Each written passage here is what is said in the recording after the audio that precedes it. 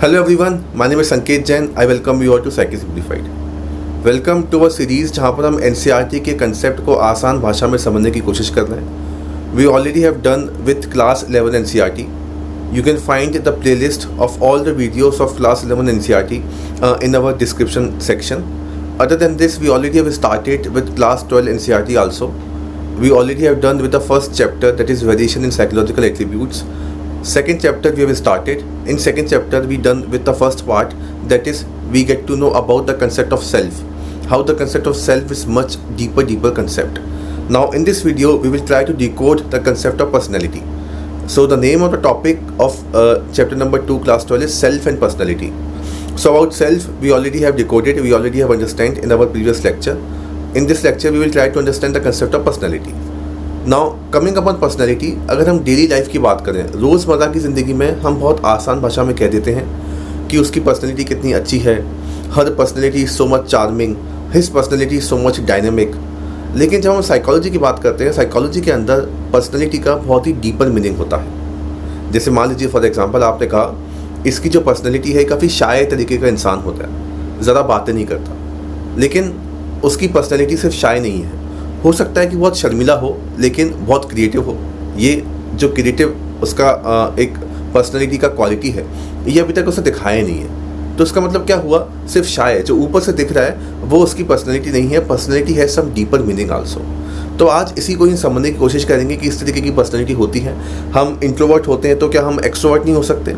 हम एक्सट्रोवर्ट होते हैं तो क्या हम इंट्रोवर्ट नहीं हो सकते? जैसे मान लीजिए कोई इंसान इंट्रोवर्ट है, उसको अच्छा लगता है कि भाई वो अपने में रहे, ज़्यादा उसे घुलना मिलना पसंद नहीं है. अब मान लीजिए उसके परिवार में, उसके रिलेटिव में किसी की शादी होती है, वो इंट्रोवर्ट है, वो शादी में जाएगा नहीं, उसे अकेले में रहना है. लेकिन अगर किसी दोस्त की शादी होती है तो उसकी शादी में हो जाएगा, वहाँ पर वो इंट्रोवर्ट नहीं है. इसका मतलब परिवार के साथ वाले फंक्शन में वो इंट्रोवर्ट है, लेकिन जब दोस्तों की शादी की बात आएगी तो वो इंट्रोवर्ट नहीं है, वहाँ पर एक्सट्रोवर्ट हो गया. तो इसका मतलब कोई भी इंसान अगर इंट्रोवर्ट है तो ऐसा नहीं हो सकता कि वो कभी भी एक्सट्रोवर्ट नहीं हो सकता, एंड वाइस वर्सा. तो इस तरीके से हमारी पर्सनैलिटी का क्या टाइप होता है, क्या क्या क्वालिटीज़ होती हैं, किस किस स्केल पर हम अपनी पर्सनैलिटी को जज कर सकते हैं, इन्हीं के बारे में हम समझने की कोशिश करेंगे.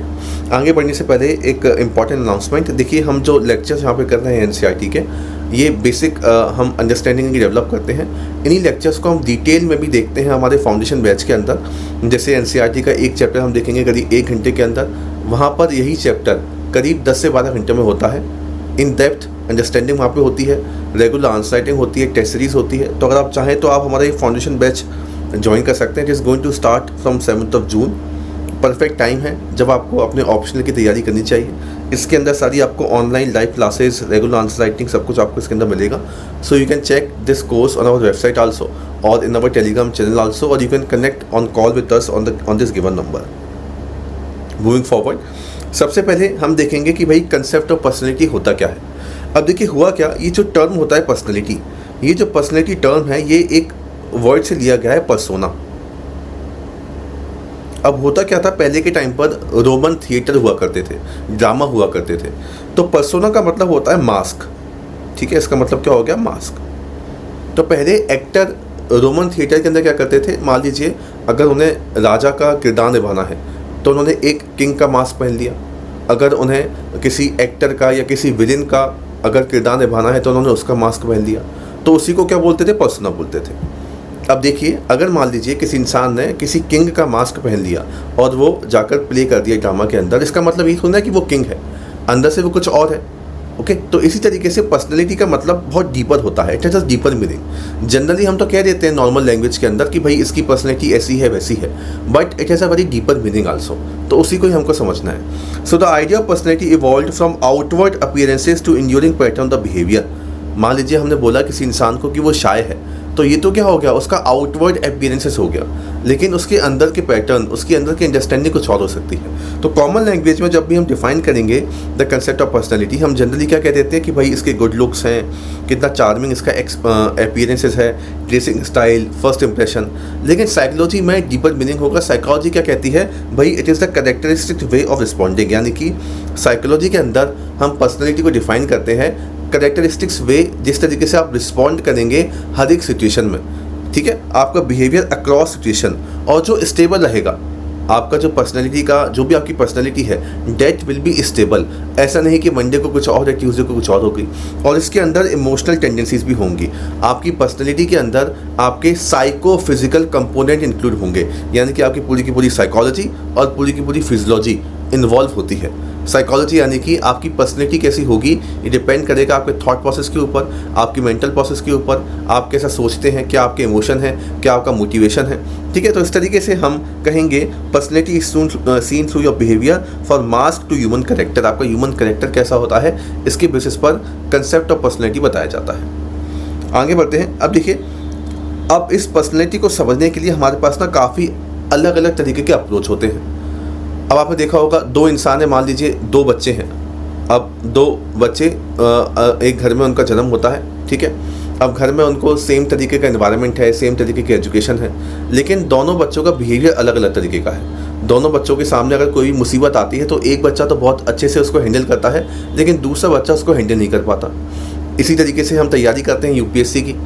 ओके, हमारे पास यूपीएससी की तैयारी करते वक्त a lot of problems come in front of us. Some of the candidate handle them very graciously. Okay, not a problem at all. But some of them are unable to handle them. नहीं कर पाते handle. तो मतलब दोनों की personality अलग अलग होती है। So why do people behave differently? क्यों? क्योंकि सबकी पर्सनैलिटी अलग अलग होती है। अब इसको समझाने के लिए कि भाई सबकी पर्सनैलिटी कैसे अलग अलग होती है, हमारे पास काफ़ी सारे अप्रोच होते हैं। जो जनरली स्टार्टिंग के दो अप्रोच बहुत फेमस हैं जो एनसीईआरटी के अंदर दे रखे हैं, that are type approach and trait approach. लेकिन इनके अलावा हम और अप्रोच भी देखेंगे अपने नेक्स्ट लेक्चर्स के अंदर। जैसे सिगमंड फ्रॉइड ने भी एक अप्रोच दिया था, एक ह्यूमनिस्टिक अप्रोच भी होता है, एक कल्चरल अप्रोच भी होता है, एक साइकोडायनेमिक अप्रोच भी होता है, इंटरपर्सनल अप्रोच भी होता है। तो पर्सनैलिटी के अंदर a lot of theories will come, जो हमारे सिलेबस में भी आपको देखने को मिलेंगी। अब सबसे पहले जो आता है ना, वो आता है टाइप अप्रोच। अब टाइप अप्रोच क्या बोलता है? टाइप अप्रोच जनरली आपको क्या करेगा, आपको टाइप के बेसिस पर डिफाइन कर देगा कि भाई इस इंसान का टाइप ये है, अब ये हमेशा ऐसे ही रहेगा। जैसे मान लीजिए टाइप अप्रोच ने क्या बोला कि ये जो इंसान की पर्सनैलिटी है ना, ये इंट्रोवर्ट है, ये टाइप उसने बता दिया। अब ये इंसान हमेशा क्या रहेगा, हमेशा इंट्रोवर्ट ही रहेगा, ये कभी चेंज नहीं हो सकता। एक्सट्रोवर्ट है तो हमेशा एक्सट्रोवर्ट ही रहेगा, ये कभी चेंज नहीं हो सकता। तो ये क्या जो फोकस करता है, it focuses upon broad behavioural patterns. Generally आपके जो बिहेवियरल पैटर्न निकल के आ रहे हैं ना, उसके बेसिस पर आपको एक टाइप डिफाइन कर देगा। It classify people into type, अभी और देखेंगे, है ना। और ऑन द अदर हैंड जो हम ट्रेट देखते हैं, ये बात करता है फोकस ऑन स्पेसिफिक ट्रेट, आपकी स्पेसिफिक क्वालिटीज़ क्या क्या होती हैं। Trait differ in degree among people. तो इसका कहने का मतलब ये होता है कि अगर आप मान लो इंट्रोवर्ट हो ना, तो आपकी इंट्रोवर्ट की एक स्केल है, ये आपकी स्केल है। तो कभी आप हो सकता है कि इसमें प्लस बहुत ज़्यादा इंट्रोवर्ट हो जाओ, कभी आप बहुत कम इंट्रोवर्ट हो जाओ, ठीक है, या कभी कभी आप न्यूट्रल भी हो सकते हो, है ना। जैसे मैंने आपको बताया था कि अगर रिलेटिव की शादी होगी या दोस्त की शादी होगी तो अलग अलग होगा। तो ये क्या होता है, ये कंसिस्टेंट क्वालिटीज़ होती हैं, लेकिन ये डिफ़र करती हैं in terms of degrees. Okay, तो शाइनेस अगर आपके अंदर है, आप शर्मीले हैं, तो शर्मीले हो सकता है कि रिलेटिव के सामने शर्मीले हों, लेकिन दोस्तों के सामने शर्मीले ना हो, ठीक है, तो वेरी कर सकता है ना। लेकिन टाइप क्या बोलेगा कि अगर आप शर्मीले हो तो आप हमेशा शर्मीले ही रहोगे। ओके, तो इस तरीके से टाइप और ट्रेट अप्रोच हो गया। और डेफिनेटली बाद में जाके क्या होता है, मिल जाता है। एक होता है इंटरेक्शनल अप्रोच। ये क्या बोलता है कि भाई जो आपका बिहेवियर होता है ना, वो डिपेंड करता है पर्सन के ऊपर, पर्सन की क्वालिटी क्या क्या होती हैं, और सिचुएशन के ऊपर। अब टाइप और ट्रेट अप्रोच में क्या होता है, टाइप और ट्रेट अप्रोच सिचुएशन की बात नहीं करते, ठीक है, ये आपकी इनर क्वालिटी की बात करेंगे, सिर्फ और सिर्फ आपके इनर ट्रेट्स क्या क्या होते हैं। अब इसी तरीके से एक होता है सिचुएशनल अप्रोच। सिचुएशनल अप्रोच क्या बोलता है कि इंसान की पर्सनैलिटी वेरी करती रहती है बिकॉज ऑफ डिफरेंट सिचुएशंस। मान लीजिए हमारी पर्सनैलिटी कॉलेज में कुछ और थी, स्कूल में कुछ और थी, यूपीएससी की तैयारी करते वक्त कुछ और हो गई, जब आप ऑफिसर बन जाएंगे तब आप कुछ और, आपकी पर्सनैलिटी कुछ और हो जाएगी। So it is varying as per the different kind of situation, ठीक है। तो ये क्या हो गया, ये हो गया आपका सिचुएशनल अप्रोच। और बाद में जाकर ये दोनों मिल जाते हैं, कहते हैं कि आपकी जो पर्सनैलिटी होती है it depend upon the person plus your situation also, ठीक है। तो इस तरीके से हमारे पास तीन अप्रोच हो जाते हैं। एक पहला हो गया टाइप अप्रोच, दूसरा हो गया ट्रेट अप्रोच, और थर्ड हो गया आपका इंटरेक्शनल अप्रोच। हर एक अप्रोच क्या करेगा, एक्सप्लेन करेगा। टाइप क्या बोलेगा कि आपकी कैटेगरी क्या है, इंट्रोवर्ट है, एक्सट्रोवर्ट है, बात खत्म। ट्रेट बोलेगा कि आपके अंदर की क्वालिटीज़ क्या हैं और डिग्री में हम इनको काउंट करेंगे। और सिचुएशन वाला अप्रोच बोलेगा कि किस तरीके की सिचुएशन में आप काम कर रहे हैं, मार्केट है, प्लेस ऑफ वर्शिप है, या कुछ और जगह है। और बाद में जाकर ये मिल जाते हैं और बोलते हैं। टाइप अप्रोच तो देखिए रिजेक्ट हो जाता है because it is very limited understanding, तो इस वजह से ये हो जाएगा रिजेक्ट। और बाद में जाके ट्रेट और प्लस सिचुएशनल अप्रोच समझाएगा और वो कहलाता है क्या, इंटरेक्शनल अप्रोच। अब टाइप अप्रोच के अंदर भी देखिए कुछ लोग होते हैं, although it is not considered, आज के टाइम पर हम इतना इसको नहीं पढ़ेंगे, लेकिन डेफिनेटली कुछ अप्रोच इसके अंदर हैं, शुरुआत के अप्रोच हैं, क्योंकि टाइप पहले आया था। तो हिप्पोक्रेट्स, हमारे जो ग्रीक फिलोसफर्स होते हैं वो इसके बारे में बताते हैं, ठीक है। तो ये क्या करेगा, type approach broad personality categories में आपको जाकर डिवाइड कर देगा। अब इसमें सबसे पहले हमारे पास हिप्पोक्रेट्स होते हैं, वो 4 ह्यूमर्स की बात करते हैं, ठीक है। एक आपके पास होता है सैंग्विन, एक होता है फ्लेगमेटिक, मेलनकोलिक और कोलेरिक, ठीक है। तो ये 4 तरीके के ह्यूमर्स है ना, ये फ्लूइड होते हैं, it is a biological concept, ठीक है। तो ये क्या कहते हैं कि भाई जिसके अंदर सैंग्विन फ्लूइड ज़्यादा होगा वो इंसान चीयरफुल होगा, जिसके अंदर फ्लेगमेटिक ज़्यादा होगा वो काम होगा, मेलनकोलिक वाला सैड होगा, कोलेरिक वाला आपका क्या होगा, इरिटेटिव टाइप ऑफ पर्सनैलिटी होगा। तो हर एक इंसान के अंदर ये 4 ह्यूमर होते हैं, इसके बेसिस पर पर्सनैलिटी होती है। तो ये होती है ग्रीक की फ्लूइड थ्योरी। तो देखिए बस अगर बोल दिया आपके अंदर सैंग्विन की मात्रा ज़्यादा है तो आप चीयरफुल हैं, तो आप हमेशा चीयरफुल ही रहेंगे। Okay, this is Hippocrates for humour. इसी तरीके से एक टाइप अप्रोच और होता है, आप देखिए राउंड, किसी की राउंड सॉफ्ट बॉडी है तो हमने उसको बोल दिया कि भाई आपका टाइप ये होगा। किसी की रिलैक्स्ड, कोई रिलैक्स है, सोशलेबल है, तो हमने बोल दिया कि आपका टाइप ये होगा, ठीक है ना। जैसे मान लीजिए आप यहाँ पे देखेंगे, ठीक है, तो किसी को हमने बोल दिया क्या, मीसोमॉर्फ, क्योंकि वो एनर्जेटिक है और डिससेटिस्फैक्शन वाला ट्रेट है उसके अंदर। किसी को हमने बोल दिया एक्टोमॉर्फ, क्योंकि वो थिन है और बहुत फ्रेजाइल है। अगर ऐसा होगा, ये क्या हो गया, it is based upon, you can see over here, classify individual based on similar behavioural constitutes. तो अगर ऐसे देखें तो हमने उसको ऐसा बोल दिया, बस खत्म हो गई बात। ऐसे ही हमारा इंडियन पर्सपेक्टिव भी होता है। इंडियन पर्सपेक्टिव बात करता है वत्त, पित्त और कफ की। एक हमारी त्रिगुणा थ्योरी भी होती है, आप देखोगे इंडियन त्रिगुणा थ्योरी भी आल्सो, ठीक है। तो इंडिया में आयुर्वेदिक के अंदर मान लीजिए किसी के अंदर वत्त की मात्रा ज़्यादा है तो वो एक्टिव होगा, वेरिएबल होगा। किसी के अंदर पित्त की मात्रा ज़्यादा है तो वो उसके अंदर ये वाली क्वालिटीज़ होंगी। कफ ज़्यादा है तो उसके अंदर ये वाली क्वालिटीज़ होगी, ठीक है। तो इस तरीके से क्या होता है, त्रिदोष के बेसिस पर, त्रिगुणा के बेसिस पर हमारी पर्सनैलिटी को डिफाइन कर दिया जाता है। ये एक बहुत लिमिटेड अप्रोच है, ये होता है टाइप अप्रोच, ठीक है ना। अब इसमें देखिए, are useful for understanding patterns but not full human complexity. अब ह्यूमन बिहेवियर जो होता है वो तो बहुत ज़्यादा कॉम्प्लेक्स होता है ना, तो आप इतनी आसान तरीके से किसी को डिफाइन नहीं कर सकते। जस्ट आपने बता दिया कि भाई इसका टाइप ये है, उसका टाइप ये है, जस्ट इसके बेसिस पर हम किसी को डिफाइन नहीं कर सकते हैं। इस वजह से टाइप अप्रोच के अंदर काफ़ी सारी लिमिटेशंस होती है। कौन कौन से अप्रोच देखे अपन ने, एक तो अपन ने शेल्डॉन का अप्रोच देखा, ये वाला देखिए, एंडोमॉर्फ, मीसोमॉर्फ और एक्टोमॉर्फ करके इन्होंने डिफाइन कर दिया, ठीक है। ओके, इसके अलावा हमने देखा हिप्पोक्रेट्स वाला अप्रोच, इंडियन आयुर्वेदिक टाइप हमने देखे। इसके अलावा हमारे पास एक इंडियन त्रिगुणा पर्सनैलिटी थ्योरी भी होती है जो 3 गुणों की बात करेगी, ठीक है। तो इंसान के अंदर क्या होते हैं, 3 गुण होते हैं, उसके बेसिस पर जो होगा उसकी पर्सनैलिटी हमारी डिफाइन कर दी जाती है। ओके, इसी के अंदर त्रिगुणा थ्योरी की बात करें तो सत्व, राजस और तमस, ये 3 चीज़ें हमारे देखने को मिलती है। आप इनके बारे में पढ़ सकते हैं, सत्व, राजस और तमस। Okay, now moving forward, second हमारा क्या होता है, नेक्स्ट क्या होता है जो मेन इंपॉर्टेंट है, that is trait theories of personality.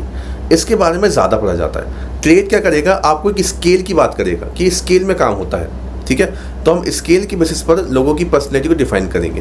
तो trait psychologist explain personality through measurable qualities.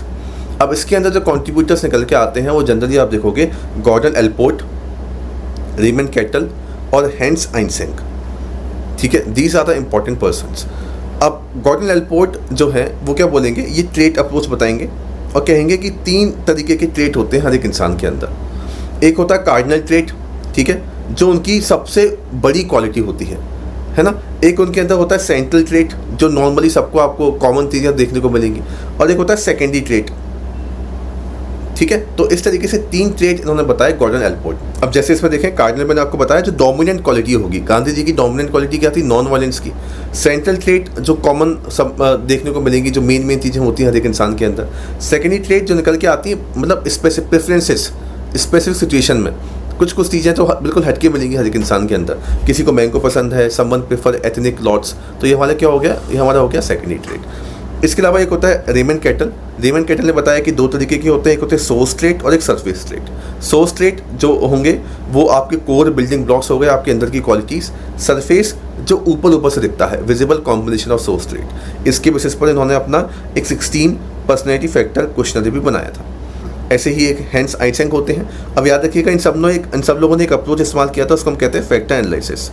Factor analysis के बारे में हम पहले ही रिसर्च मेथड वाले एनसीईआरटी टॉपिक में डिस्कस कर चुके हैं। आइसेंक जो होते हैं वो कहते हैं कि भाई प्रपोज अगेन यही बताएंगे, ये 3 तरीके से बता देंगे, न्यूरोटिज्म और इमोशनल स्टेबिलिटी, एक्स्ट्रावर्जन इंट्रोवर्जन आप सब समझ गए, और एक होता है साइकोटिज्म और सोशली एडजस्टेड। तो इनकी हमारी 3 डायमेंशंस हो गई। अब इसमें अपन देखें तो न्यूरोटिक यानी कि इमोशनल स्टेबिलिटी यानी कि आप इमोशनल स्टेबल हैं, न्यूरोटिक यानी कि आप अपने इमोशन को नहीं संभाल पा रहे, एक्स्ट्रावर्जन इंट्रोवर्जन हम देख चुके हैं, साइकोटिज्म सोशली एडजस्टेबल यानी कि साइकोटिज्म वो लोग हो गए लैक ऑफ एम्पैथी है जिन लोगों के अंदर, और सोशली जो अपने आप को एडजस्ट कर पा रहे। तो ये हमारे 3 हो जाने ट्रेट के अंदर। अब इसके अंदर एक और थ्योरी आती है that is known as trait theory, जो सबसे इंपॉर्टेंट होती है ओशियन मॉडल। ठीक है, तो एक ओशियन मॉडल भी आता है, वो भी हमारे बताएगा कि 5 तरीके के ट्रेट होते हैं। एक हमारा हो गया ओपननेस, कॉन्शियसनेस, एक्स्ट्रावर्जन, एग्रीबलनेस और न्यूरोटिज्म। ये सबसे एक्सेप्टेबल थ्योरी होती है ओशियन थ्योरी। ओके, इसको हमारा कॉस्टा और मैक्लू ने दिया था, ये सबसे इंपॉर्टेंट है।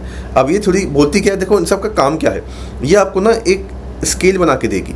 जैसे ओशियन का ओ है ओपननेस, तो ओपननेस की ना एक स्केल है। ठीक है, ये देखिए स्केल होगी।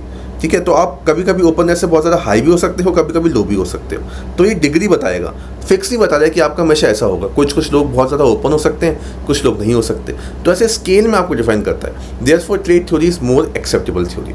तो आई होप आपको समझ में आया होगा। इसको आप पढ़ेंगे तो आपको और समझ में आएगी अंडरस्टैंडिंग क्या क्लियर होती है। ट्रेट थ्योरी, त्रिगुणा थ्योरी पर क्वेश्चन आ चुके हैं यूपीएससी के अंदर। तो I hope it is clear. अगर इसी तरीके के टॉपिक्स को आप डिटेल में समझेंगे, कुछ समझना चाहते हैं, तो आप हमारा ये फाउंडेशन बैच ज्वाइन कर सकते हैं। It is going to start from 7th of June। Thank you very much.